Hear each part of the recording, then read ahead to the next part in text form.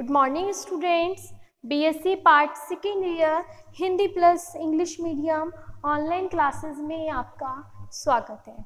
हमने इससे पहले वाली क्लास में स्पोर के बारे में स्टडी कर ली थी कि स्पोर की स्ट्रक्चर कैसी होती है। नेक्स्ट अब हम पढ़ेंगे गैमेटोफाइट। ठीक है, तो गैमेटोफाइटिक प्लांट का डेवलपमेंट किस टाइप से होता है, या हम इसको बोल सकते हैं जर्मिनेशन ऑफ स्पोर्स। तो डालें बीजाणु का अंकुरन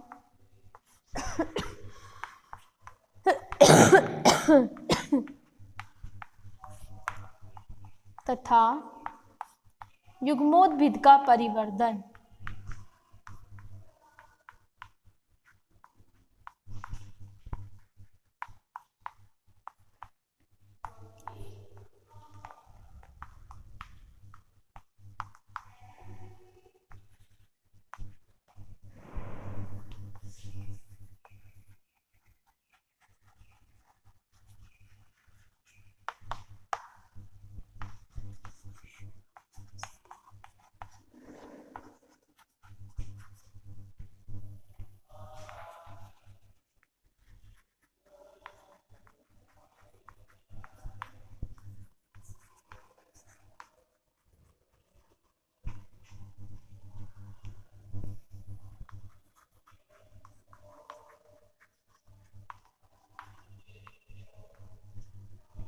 बीजाणु का अंकुरण तथा युग्मोद्भिद का परिवर्धन, germination of spore and development of gametophyte.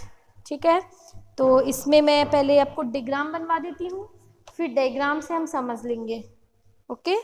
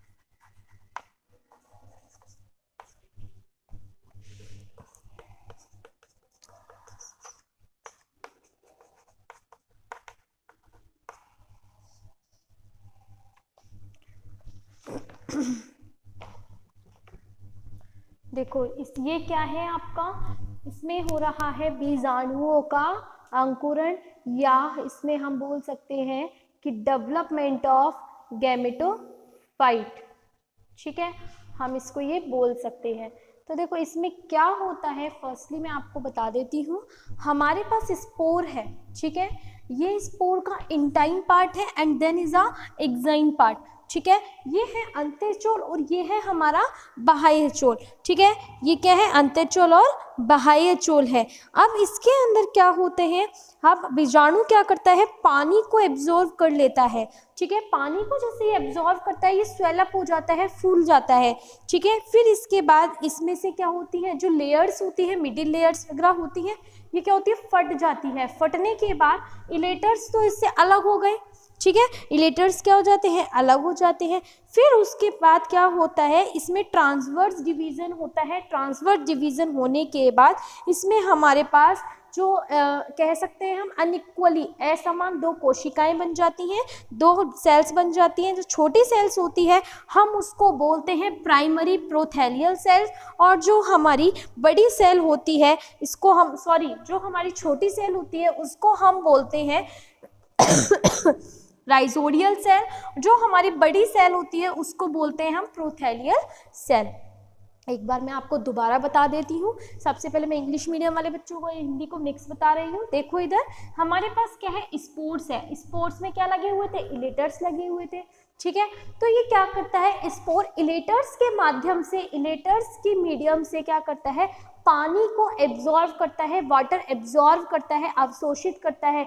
जैसे ही ये वाटर को एब्जॉर्व करता है वैसे ही स्पोर जो होता है वो क्या हो जाता है, स्वेल अप हो जाता है, फूल जाता है। ठीक है, क्योंकि वो पानी को एब्जॉर्व कर रहा है।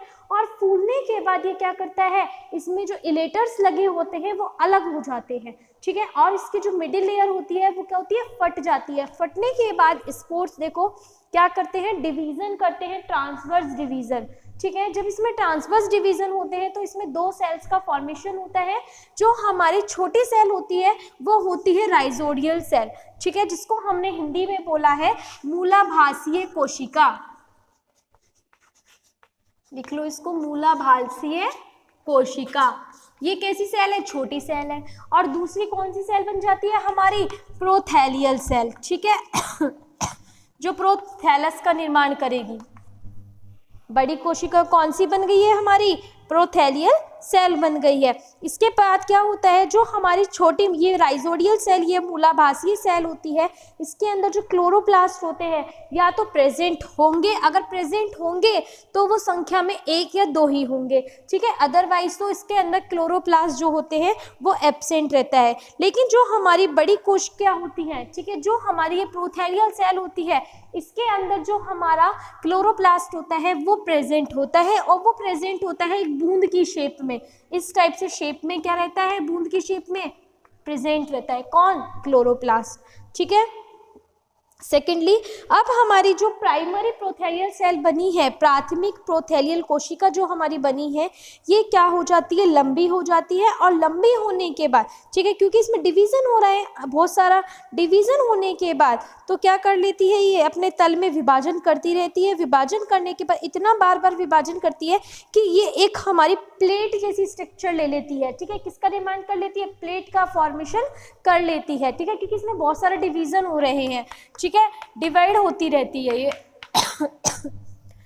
एक सेल थी, 1 से 2 बन गई, फिर ये 2 सेल थी, 2 से 4 बनी, फिर 4 से 8 बनी। ऐसे ये सेल्स क्या होती हैं, बनती रहती हैं। 2, 4, 6, 8, 10 इस टाइप से ये कोशिकाएं क्या होती है, विभाजित होती रहती हैं, बार बार विभाजित होती रहती हैं। और जो हमारी राइडोडियल सेल होती है, ये एक बार विभाजन करने के बाद ये लंबी हो जाती है। ठीक है, इस टाइप से हो जाती है, लंबी हो गई है ना, ये लंबी हो जाती है।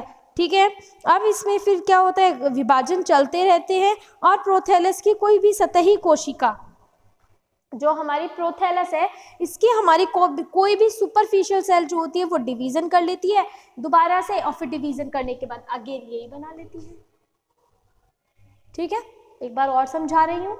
हमारे पास स्पोर है, स्पोर में इंटाइन और एक्साइन है, इलेटर्स थे, इलेटर्स ने पानी एब्जॉर्ब किया, उसके बाद ये फूल गए, फूलने के बाद ये फट गए, इलेटर्स अलग हो गई, इसकी मिडिल लेयर फट गई, फटने के बाद ये दो सेल्स में इसमें डिवीजन स्टार्ट होता है, ट्रांसवर्स डिवीजन होता है। ट्रांसवर्स डिवीजन होने के बाद जो छोटी सेल बनती है वो होती है राइजोडियल सेल। राइजोडियल सेल जो होती है वो रूट का फॉर्मेशन करती है, और जो बड़ी सेल बनती है वो बनती है प्रोथैलियल सेल।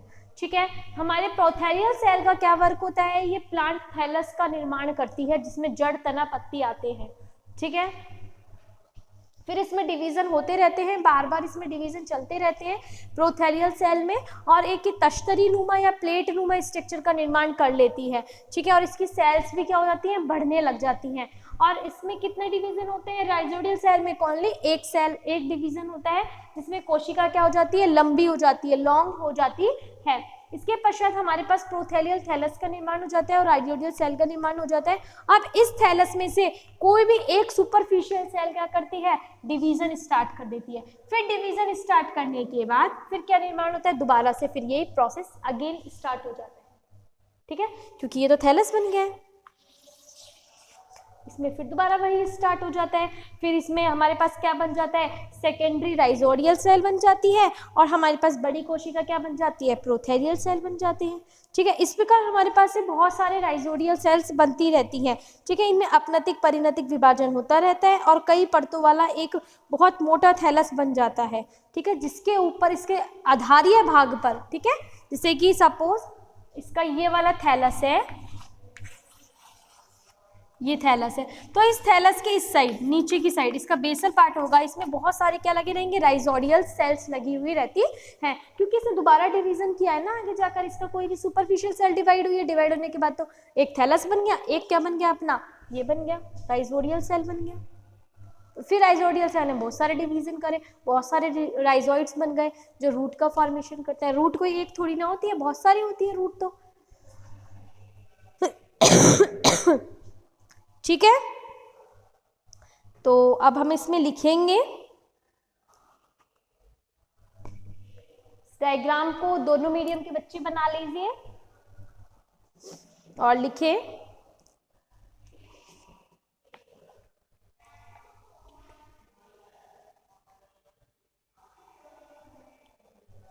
लिखो,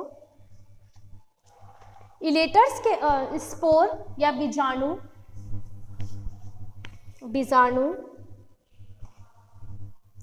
पानी को अवशोषित करके फूल जाता है। बीजाणु पानी को अवशोषित करके फूल जाता है और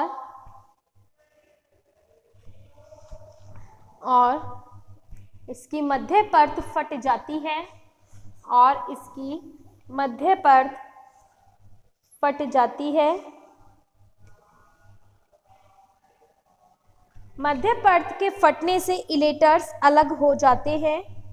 मध्य परत के फटने से इलेटर्स अलग हो जाते हैं, अलग हो जाते हैं, और बीजाणु अनुप्रस्थ विभाजन के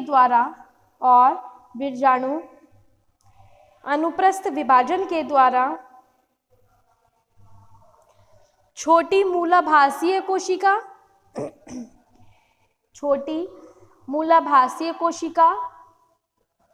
और बड़ी प्रोथैलियल कोशिका का निर्माण कर लेता है, एक बार थ्योरी लिख लीजिए, उसके बाद बनाना है ये डायग्राम। प्रोथैलियल कोशिका का निर्माण कर लेता है।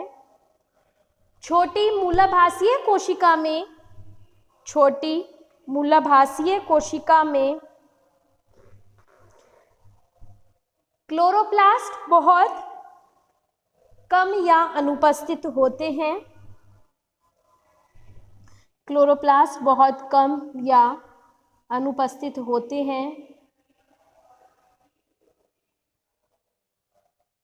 और प्रोथैलियल सेल में क्लोरोप्लास्ट तेल की बूंदों के रूप में मिलता है, तेल की बूंदों के रूप में मिलता है।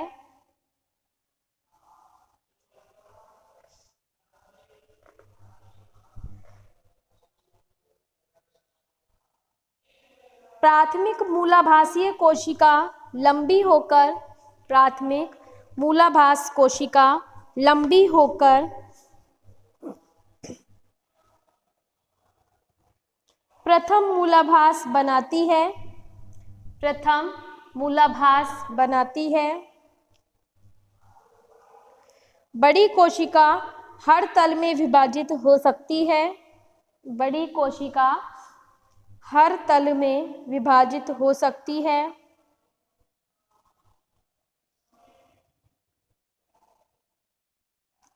इस तरह प्रोथेलियल कोशिका की कोई भी सतही कोशिका, इस तरह प्रोथेलियल कोशिका की कोई भी सतही कोशिका विभाजित होकर द्वितीयक मूलाभास कोशिका और प्रोथेलियल कोशिका का दोबारा निर्माण कर लेती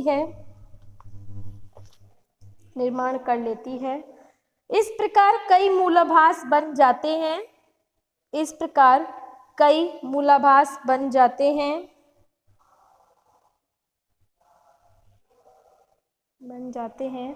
और इसके आधारीय भाग पर और थैलस के आधारीय भाग पर मूलाभास लगे हुए रहते हैं, मूलाभास लगे हुए रहते हैं।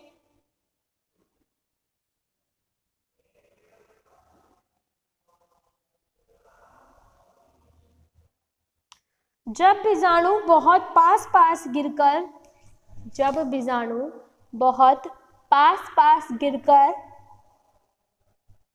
अंकुरित होते हैं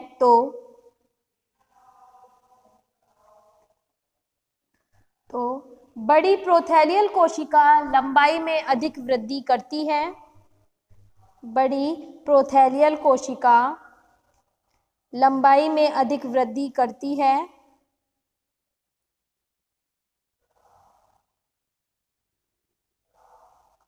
इस प्रकार ये बारंबार विभाजन करने के पश्चात, इस प्रकार यह बार-बार विभाजन करने के पश्चात एक कोशिकीय मोटा प्रोथैलस बना लेती है, एक कोशिकीय मोटा थैलस बना लेती है,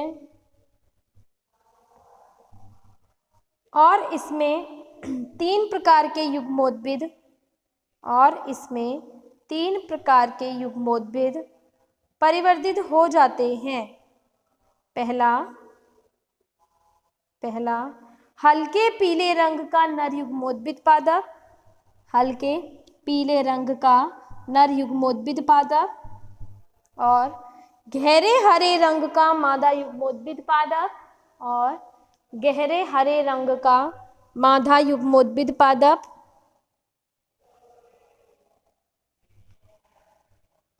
तीसरा उभय लिंगाश्रयी युग्मोद्भिद पादप, उभय लिंगाश्रयी युग्मोद्भिद पादप, जिस पर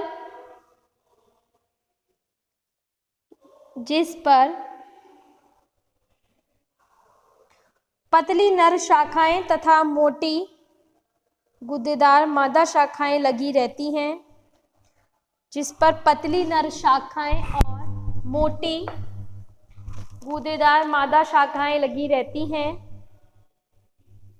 जिन पर क्रमशः पुंधानी और स्त्रीधानी पाए जाते हैं, जिन पर क्रमशः पुंधानी और स्त्रीधानी पाए जाते हैं।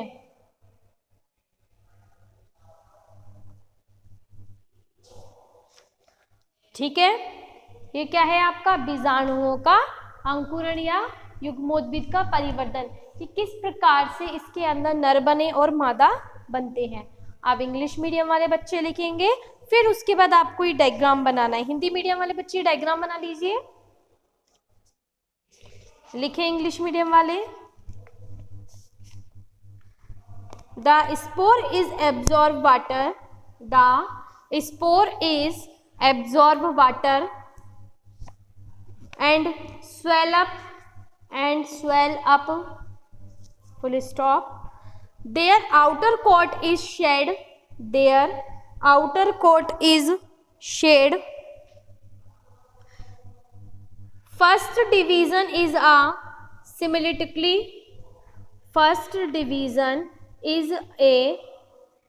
asymmetrically and from a small rhizodial cell and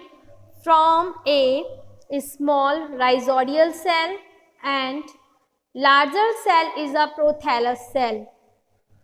Larger cell is a prothallus cell.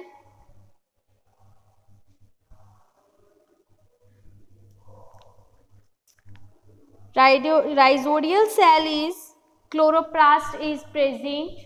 Rhizodial cells, chloroplast is present or absent. But prothallus cell is chloroplast is oil drop like structure. Chloroplast structure is oil drop like structure in prothallus.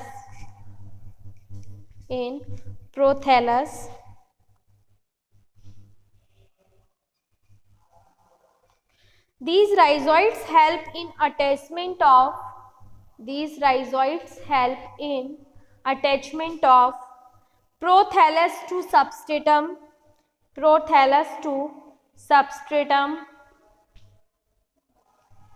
The shape and size of prothallus depends on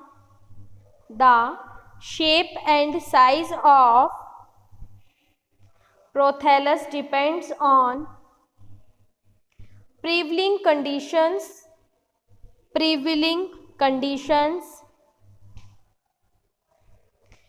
If a large number of spores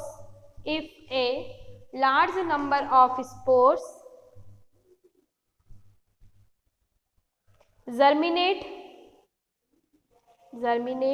within a limited space,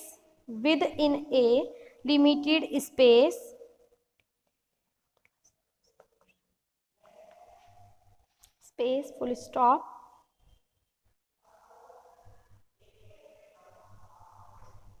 next आगे लिखें. Mature gametophyte is very small and bears gametes. Mature gametophyte is very small and bears gametes. Various studies have proved that the prothalli of equisetum and monoecious full stop.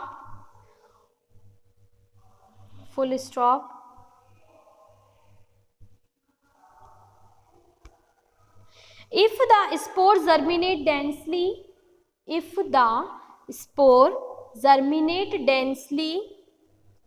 then they form very small prothalli.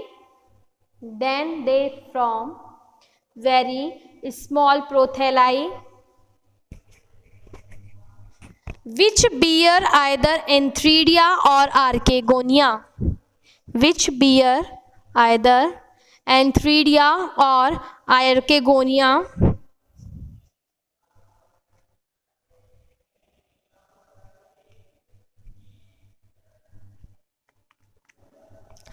Monoecious species and under adverse environmental condition.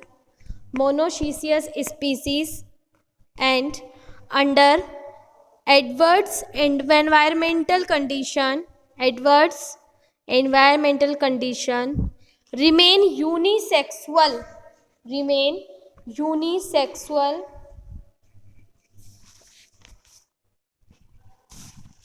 Okay, ठीक है. तो ये हो गया आपका germination of spore या development of gametophyte. ठीक है, तो हिंदी प्लस इंग्लिश मीडियम का कंप्लीट हो गया है आपका जर्मिनेशन. नेक्स्ट क्लास में कल हम पढ़ेंगे सेक्स ऑर्गन्स के बारे में. एंथ्रीडिया एंड आर्केगोनिया के बारे में हम कल की क्लास के अंदर स्टडी करेंगे। फर्स्टली हम करेंगे आर्केगोनिया की स्टडी, देन हम करेंगे एंथ्रीडिया की स्टडी। ठीक है, तो आज का जो आपका टॉपिक है germination of spores and development of gametophyte, यहीं पर कंप्लीट होता है। आप इंग्लिश मीडियम वाले स्टूडेंट्स इस डायग्राम को कंप्लीटली बना लीजिए। ठीक है, थैंक यू।